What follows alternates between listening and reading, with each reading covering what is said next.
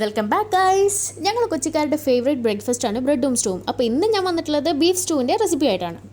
അപ്പോൾ അതിനായിട്ട് ആദ്യം വേണ്ടത് 1 കിലോ നെയ്യുള്ള ബീഫാണ്. ഇതൊന്ന് കഴുകി വൃത്തിയാക്കിയതിന് ശേഷം ഒരു കുക്കറിലേക്ക് ആഡ് ചെയ്ത് കൊടുക്കുക. ആവശ്യത്തിന് വെള്ളം കൂടെ ചേർത്ത് കൊടുക്കുക. ഇനി അതൊന്ന് ചൂടായി വരുമ്പോൾ അതിന് മുകളിലുള്ള ബ്ലഡ് ഒന്ന് മാറ്റി കൊടുക്കാം.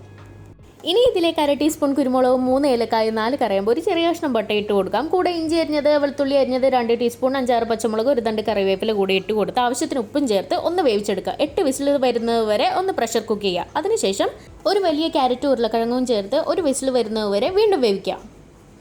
ഇനി സ്റ്റവിലേക്ക് ഒരു പാൻ എടുത്ത് വെച്ച് കൊടുത്തതൊന്ന് ചൂടായി വരുമ്പോൾ അതിലേക്ക് 1.5 ടേബിൾ സ്പൂൺ നെയ്യ് ഒഴിച്ച് കൊടുക്കുക. അതിലേക്ക് 1/2 ടീസ്പൂൺ കുരുമുളക്, 3 ഏലക്കായ, 2-3 കറിയാകുമ്പോൾ ഒരു ചെറിയ കഷ്ണം പട്ട ഇട്ട് കൊടുത്ത് ഇഞ്ചി, വെളുത്തുള്ളി, പച്ചമുളക് അരിഞ്ഞതും 1 തണ്ട് കറിവേപ്പിലയും കൂടി ഇട്ട് കൊടുക്കുക. അതൊന്ന് മൂത്ത് വരുമ്പോൾ അതിലേക്ക് ഒരു വലിയ സവാള അരിഞ്ഞത് ചേർത്ത് കൊടുക്കുക. ഇതിലേക്ക് ഒരല്പം ഉപ്പും കൂടെ ചേർത്ത് വഴറ്റുക കേട്ടോ. ഇനി ഇതിലേക്ക് നമ്മൾ ഫ്രഷ് ആയിട്ട് പൊടിച്ച് വെച്ച കുറച്ച് കുരുമുളകും കുറച്ച് ഗരം മസാലയും കൂടി ചേർത്ത് നന്നായിട്ട് മിക്സ് ചെയ്യുക. എന്നിട്ട് നമ്മൾ വേവിച്ച് വെച്ച ബീഫ്, ഉരുളക്കിഴങ്ങ്, ക്യാരറ്റ് ഇതിലേക്ക് തട്ടിക്കൊടുക്കുക. ഇതൊന്ന് ചൂടായി വരുമ്പോൾ ഇതിലേക്ക് തേങ്ങയുടെ 2-ാം പാല് ചേർത്ത് കൊടുക്കുക. 2-ാം പാലൊന്ന് തിളച്ച് വരുമ്പോൾ ഇതിലേക്ക് 1-ാം പാൽ കൂടെ ചേർത്ത് കൊടുത്ത് നന്നായിട്ടൊന്ന് മിക്സ് ചെയ്ത് കൊടുക്കുക. ഇനി ഇത് തിളപ്പിക്കാൻ നിൽക്കണ്ട കേട്ടോ, ഒന്ന് ചൂടായി കിട്ടിയാൽ മാത്രം മതിയേ. ഇനി ഇതിലേക്ക് വറുത്ത് വെച്ച കശുവണ്ടിയും മുന്തിരിയും ചേർത്ത് ഒരു 10 മിനിറ്റ് സ്റ്റവ് ഓഫ് ചെയ്ത് അടച്ചു വയ്ക്കാം. അപ്പോൾ 10 മിനിറ്റ് കഴിഞ്ഞിട്ടുള്ള കാഴ്ചകളാണ് മക്കളെ ഈ കാണുന്നത്. ഞാനിന്ന് കഴിക്കാൻ പോകുന്നത് ബ്രെഡും സ്റ്റൂവും ആണ് കേട്ടോ.